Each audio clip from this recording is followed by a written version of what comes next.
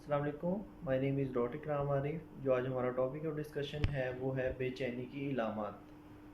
जो बेचैनी की इलामात हैं या आपकी एंजाइटी की सिम्टम्स हैं, उनमें सबसे पहले आपके इलामात में आ जाता है आपको धड़कन तेज़ होना महसूस, दिल की धड़कन तेज़ हो जाती है, आपको ठंडे पसीने आना शुरू हो जाते हैं, आपको सांस चढ़ना शुरू हो जाता है। दूसरा ये होता है कुछ लोगों में आपके सीने में दर्द महसूस होना शुरू हो जाता है। कुछ लोगों में नींद कम हो जाती है, चिड़चिड़ापन हो जाता है, आपको गुस्सा बहुत ज़्यादा आता है।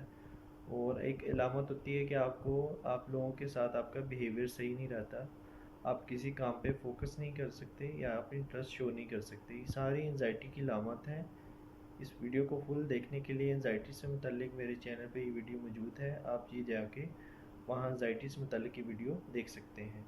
इस तरह की बहुत सारी वीडियो के मेरे चैनल ज़रूर सब्सक्राइब करें और वीडियो को ज़रूर लाइक करें और शेयर